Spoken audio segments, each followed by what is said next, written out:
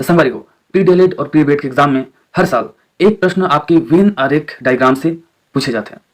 और वेन आरेख के जो प्रश्न है वो इतना मजेदार थे कि बनाने में एकदम बहुत आनंद आते। संगवारी हो, वेन आरेख के प्रश्न जो है वो बहुत सरल रहते, तो आप मतलब एक प्रश्न ला बना के ही आना है, छोड़ना बिल्कुल भी नहीं है। एक अंक आपके निश्चित तौर पे पक जाइए आपके एग्जाम में, ठीक है। तो संगवारी हो, आज की वीडियो में हम देखने वाले हैं वेन डायग्राम के साल दर साल के प्रश्न 2017, 2018, 2019 और 2021। काबर की 2020 में तो कोरोना के कारण एग्जाम नहीं हुई, तो 2021 डायरेक्ट हो गया है ना, ठीक है। तो 17, 18, 19 और 21 4 साल के 4 प्रश्न देखबो। एक प्रश्न आया हवे तो चारों प्रश्न ला देखथन, हल करथन कि ओकर उत्तर का होई। तो संगवारी हो, जय हिंद जय जोहार। मैं नुतेश कुमार साहू आप जम्मो संगवारी मन के हृदय से हार्दिक अभिनंदन करत हूँ। तो चलो शुरू करथन आज के धमाकेदार वीडियो ला।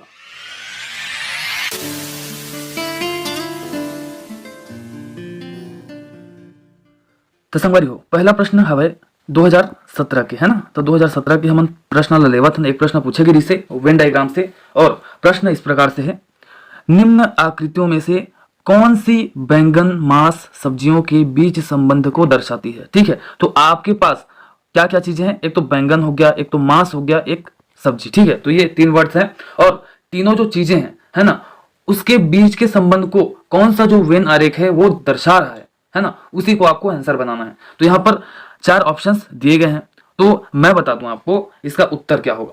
तो भैया देखिए, जो बैंगन है ना, जो आपका बैंगन है वो किसके अंतर्गत आता है भैया, सब्जियों के अंतर्गत। काबर की बैंगन का हरे जी सब्जी है ना, तो ये हो गया आपका सब्जी, ठीक है। और चूंकि जो बैंगन है वो सब्जियों के अंतर्गत आता है, तो बैंगन जो है वो सब्जी के अंतर्गत आ जाएगा, ठीक है। ये वाला आरेख क्या है भाई, ये आपका सब्जी के लिए है, ठीक है।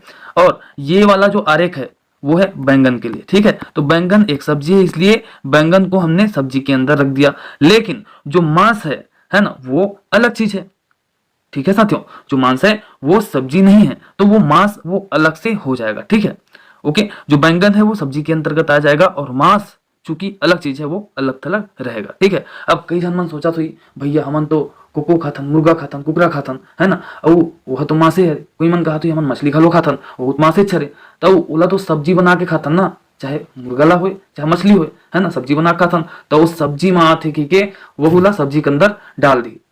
तो कई जन मन इसने गलती करके पक्का आयरिस है ना, तो आप लाइसन गलती नहीं करना है। यदि ये प्रश्न रिपीट हो जाते तो बिल्कुल मांस को आप अलग रखिएगा, क्योंकि मांस सब्जी नहीं है बल्कि अलग चीज है ना, ठीक है। भले ही आप मुर्गा या फिर मछली खाते हैं ना, नॉनवेज खाते हैं, सब्जी के रूप में खाते हैं, लेकिन मांस भी आपका सब्जी नहीं है, वो अलग चीज है, ठीक है। तो इस प्रकार से आपका बैंगन सब्जी के अंतर्गत आ जाएगा और मांस जो है अलग थलग रहेगा। तो कौन सा डायग्राम बनेगा आपका, ऑप्शन नंबर सी, ठीक है। देखिए, ये हो गया आपकी सब्जी के लिए, ये बैंगन के लिए और ये आपके मांस के लिए, ठीक है। तो ऑप्शन नंबर सी इस प्रश्न के उत्तर के लिए बिल्कुल परफेक्ट हो जाएगा, ठीक है। तो चलिए साथियों, अब देख लेते हैं 2018 का प्रश्न, ठीक है। एक बार और बता दूं, ये जो प्रश्न है वो 2017 में आपको पूछा गया था प्री डीएलएड में, ठीक है। तो ये 2017 का प्रश्न था। चलिए 2018 का देख लेते हैं अभी।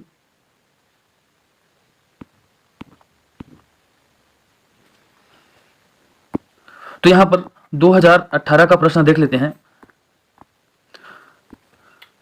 निम्नलिखित में से कौन सी आकृति चीन, एशिया तथा इटली के बीच के संबंध को दर्शाती है। तो अब भाई अभी आपके पास क्या है, चीन है, एशिया है और इटली। अब इनके बीच के संबंध को आपको दर्शाना है।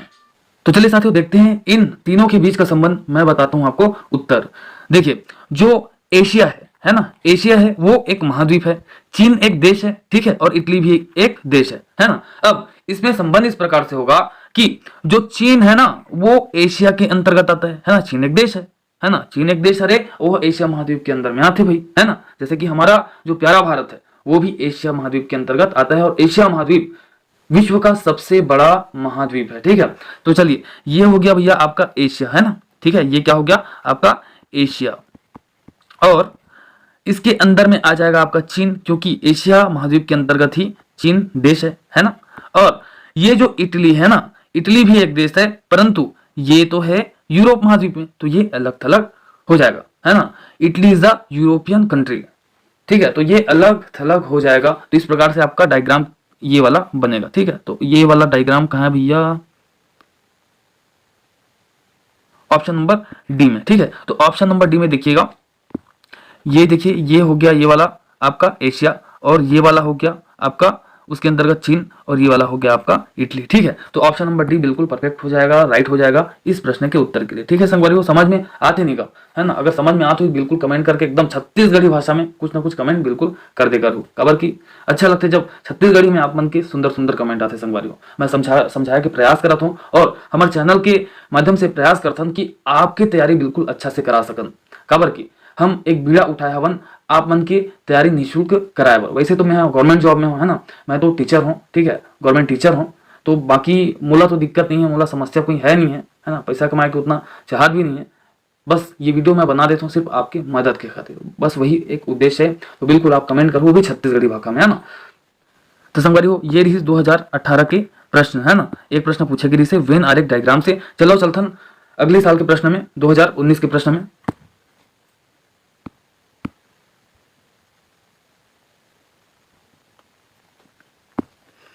तो संगवारी हो आप मन के समक्ष में 2019 के प्रश्न, ठीक है, 2019 में एक प्रश्न पूछे गई से, और वो प्रश्न यही है, देखथन का है, निम्न आकृतियों में से पेन, पेंसिल तथा स्टेशनरी के संबंध को सही ढंग से कौन चित्रित कर पाते हैं? कौन सा वेन आरेख जो डायग्राम है वो संबंध दर्शा पा रही है उचित तरीके से, ठीक है, आपको बताना है। तो यहां पर देखिएगा साथियों, पेन और पेंसिल, है ना, ठीक है, आप जानते हैं ना भाई, और एक शब्द है स्टेशनरी। तो कभी आप स्टेशनरी की दुकान में गए होंगे पेन खरीदने के लिए, पेंसिल खरीदने के लिए, रबर खरीदने के लिए, है ना, शार्पनर खरीदने के लिए, डिवाइडर खरीदने के लिए, कंपास बॉक्स खरीदने के लिए, बहुत सारी चीजें हम स्टेशनरी की दुकान से खरीदते हैं। तो साथियों चलिए हम आपको बताते हैं कि इसका आंसर क्या होगा, ठीक है, इसका आरेख कैसा होगा। तो प्यारे साथियों, जो पेन है ना वो आपके स्टेशनरी सामान है ना, स्टेशनरी के अंतर्गत आता है, और उसी प्रकार पेंसिल भी एक स्टेशनरी सामान है और स्टेशनरी के अंतर्गत आता है, ठीक है। तो ये हो गया आपका स्टेशनरी, है ना, ये क्या हो गया, स्टेशनरी हो गया। और चूंकि स्टेशनरी के अंतर्गत पेन आता है तो पेन को रख दिए भैया, ये आपका पेन हो गया, और पेंसिल भी स्टेशनरी के अंतर्गत आता है तो उसको भी अंदर में रख दिए, ठीक है। चूंकि यहाँ पर पेन और पेंसिल अलग अलग है, अलग अलग चीजें है ना, पेन और पेंसिल तो अलग अलग रखे, है ना, ठीक है, और वो दोनों चीजें जो है स्टेशनरी के अंतर्गत आता है तो उसके अंदर में रखें। तो आपका आंसर हो जाएगा ऑप्शन नंबर सी, ये वाला आरेख, ठीक है। तो आई होप साथियों आप सबको ये वीडियो मजेदार भी लग रहा होगा और समझ भी आ रहा होगा, ठीक है। तो ये 2019 का प्रश्न था, इसका आंसर ये हो जाएगा, ठीक है। चलिए चलते हैं 2021 में पूछे गए प्रश्न की ओर।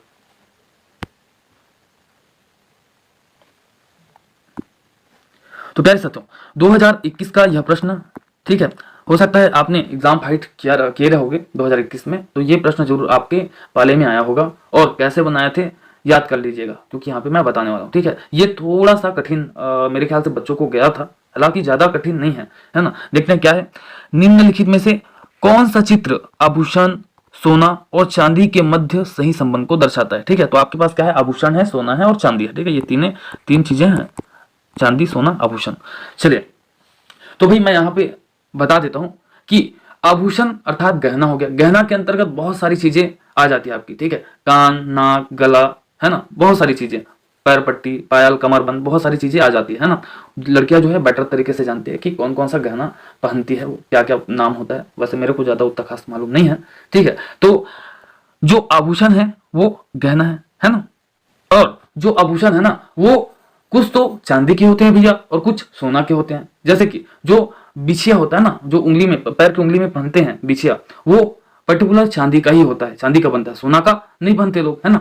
जो आपका कमरबंद होता है वो भी सोना का नहीं बल्कि चांदी का पहनते हैं, है ना। लेकिन जो आपका मंगलसूत्र है ना वो चांदी का नहीं पहनते बल्कि सोना का पहनते हैं, है कि नहीं। लेकिन यहाँ पर जो आभूषण की बात की गई है, आभूषण में पूरे सारी चीजें, सारे जितने भी गहने आपके आ जाएंगे आभूषण के अंतर्गत, है ना। तो कुछ सोना के होते हैं और कुछ चांदी के होते हैं। तो इस प्रकार से ऐसा हो जाएगा, ये हो गया आपका आभूषण, ये हो गया आपका आभूषण। अब कुछ आभूषण सोना है, ठीक है, देखिए, क्योंकि आभूषण का कुछ भाग सोना के, देखिए ये सोना हो गया, है ना, ये हो गया सोना, देखिए, और आभूषण, कुछ आभूषण जो है वो चांदी होते हैं, ये हो गया चांदी, और बीच का हो गया आपका, ये हो गया आभूषण, ठीक है साथियों। बीच वाला हो गया आपका भूषण, साइड वाला हो गया आपका सोना, और इस साइड वाला हो गया चांदी। तो आभूषण का कुछ भाग सोना को टच कर रहा है और कुछ भाग चांदी को, है कि नहीं, क्योंकि हमने बताया आपको कि जो आभूषण होता है, कुछ आभूषण सोना के होते हैं, कुछ आभूषण जो है चांदी के होते हैं। तो इस प्रकार से आपका डायग्राम बन जाएगा। तो ऐसा वाला डायग्राम कहाँ है भैया? ऐसा वाला डायग्राम देखिए ऑप्शन नंबर डी में दिखाई दे रहा है ना। ठीक है, तो यही आपका आंसर हो जाएगा। बीच का हो गया आपका आभूषण, इधर का हो गया ये सोना, इधर का हो गया चांदी। तो भैया कुछ आभूषण सोना के हैं, कुछ आभूषण चांदी के होते हैं, आपको ऑब्वियसली मालूम है बात, है ना। तो ये वाला आपका बिल्कुल करेक्ट हो जाएगा, परफेक्ट हो जाएगा। ऑप्शन नंबर डी आपके इस प्रश्न के उत्तर के लिए। ठीक है साथियों, तो प्यारे साथियों यह छोटा सा वीडियो आपको कैसा लगा जरूर छत्तीसगढ़ी भाषा में कमेंट करके दीजिएगा, है ना। बताइएगा आपको कैसा लगा। अगर अच्छा लगा हो तो बिल्कुल इस वीडियो को लाइक करके ही जाइएगा, इतना उपकार मुझ पर कर दीजिएगा। बाकी बैक टू बैक सभी विषयों के धमाकेदार वीडियो हमारे चैनल के थ्रू आपके लिए लाते रहेंगे। आज की वीडियो में बस इतना ही, मिलते हैं अगली वीडियो में। तब तक के लिए जय हिंद, जय जोहार, जय छत्तीसगढ़। पढ़ते रहिए, आगे बढ़ते रहिए।